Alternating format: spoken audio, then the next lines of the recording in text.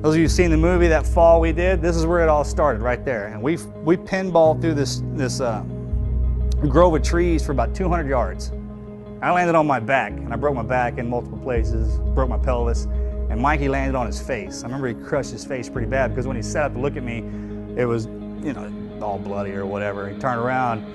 Well, that's when they hit us with the rockets and the mortars, and our world just kind of started blowing up around us. Well, it was time to go to work, all right? And at no point in time was any of my teammates afraid of anything. At no point in time did anybody stall in the door, so to speak. They didn't kind of back up and say, hey, I don't want to be in this. It was, hey, this is what we're here to do. Let's do this. About an hour and a half into this gun battle, Danny had broken both his femurs. He had a compound fracture on one of his tib fibs and he'd been shot 4 times that I know of. So I was dragging him. In the movie, they kind of portrayed this the right way, but except for one piece, and that's where we were separated. He didn't die alone. Any and all my guys that got killed, I was right there. Well, I picked him up over my shoulder to take the brunt of this fall. And when I turned around to take the fall, I spun him right into a bullet. I shot him right in the back of the head, blew his head off, killed him right then and there. Well, I wasn't ready for his dead weight. And when he fell over the top of me, it collapsed me. And I flipped off of this rock embankment and face planted into this boulder. I broke my nose real bad, shoved it through my face actually, and I bit my tongue in half and I swallowed it. And that totally incapacitated me. I was on all fours. I mean, like a bitch trying to throw that thing up, man. I finally got it up. I put it in between my teeth and bit down on it again so I wouldn't swallow it. And Mikey was out on this boulder, just like the movie. He was out on this, no cover, no nothing, and crawled out to this embankment to make our sat phone call. He was sitting up and took 2 rounds through the chest, spun him like a top, dropped him on his face. And this bothered me. He was my best friend. Had been for a long time. We've been through a lot of stuff together. I mean, I loved him. I never told him I loved him while he was alive because guys, we just don't do that. But you know, I'll see him again soon. Probably one of the first things I tell him. And then he started screaming my name for help. You could hear a lot of AK fire into his area, a lot of RPGs. I mean, they were laying it on him pretty hard because I couldn't get to him. It was too steep. And he had that sat phone up next to his ear, and he got shot right between the shoulder blades, dropped him right on his face. Normally, to break a Navy SEAL, you have to kill us. That's why we make it into our training. That's why we can call ourselves SEALs, because the only way you're going to break us is to kill us. I snapped right there, like a twig, like a little bitch. I couldn't stand to hear him die. They killed him. I never saw him again, ever.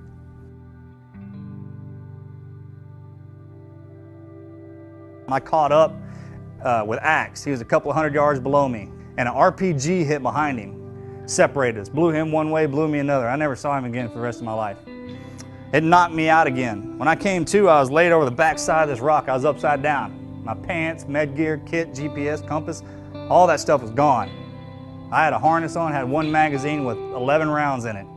I went out there with 13 magazines of 30 rounds. I rolled over. I was paralyzed from the waist down. I started crawling, using my elbows. I started pulling myself through the dirt into the side of this ravine. Well, I got up, man, the sun was going down, and I started to crawl. Well, I was in bad shape. I was dying. I didn't know what to do. And I was laying in this tree, looking at the moon, and feeling sorry for myself. And I must have laid there, and I was thinking, my brother's a Navy SEAL too. I got a twin brother, he's a Navy SEAL. And I was thinking about him a lot and my teammates and everything that all the training that I'd been through. And I lay there, I was like, you're being a bitch, get up, let's go. That's exactly what I said. What was I gonna do, lay down there and die? I wasn't gonna do that. I definitely wasn't gonna feel sorry for myself. And I kept thinking, I was like, all right, I'm still alive, man. I'm alive. I mean, they fought and died. I'm still alive. So the mission's still on. Let's go. So I reached out and I grabbed a rock. And I reached out as far as I could and I drew a line in the dirt in front of me. I was like, I'm gonna crawl to that till my feet hit it. If I'm still alive, I'm gonna do it again. And that's what I did. I'd draw a line, crawl to it, my feet would hit it. I'd fall down a hill, I'd crawl up another hill, I'd draw another line. And I did that for 7 miles. When it was an option, when I was out there and I was shot, I laying down there, and somebody was like, well, why didn't you quit? Because that's not an option, all right? That's not what I am. You understand what I mean? So if I'm a Navy SEAL, I'm a gunfighter, I'm a war fighter, and if I get shot and I can pick myself up, I'm gonna pick myself up till you shoot me again and kill me. Basically, I'm not gonna stop. ever, period. Until you take everything away from you. You strip it all away. That's the way we're trained. From the day you go into training, they take away everything that you are and that you ever were. And then they mold you back up to what they want you to be.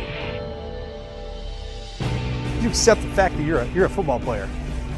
So why in the hell would something prevent you from doing that and doing what you're supposed to be doing on the field? That wasn't my job. The Navy SEAL wasn't my job.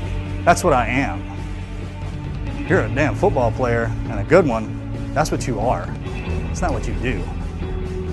And if you're a part of something to where your whole livelihood and everything you depends on another man, that's where that bond comes from. Everybody knows that a bond is forged in adversity, right?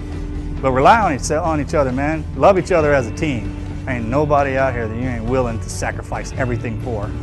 Every day, man, what do you got? You're gonna walk through me, man, you better bring some help. That's what you gotta think. Because I got my boys right here, we're about to find out who's what. That's where you gotta be, man. Like, it's gonna take everything you got to get to the end of this field. You better pray to God you put the work in, because I have.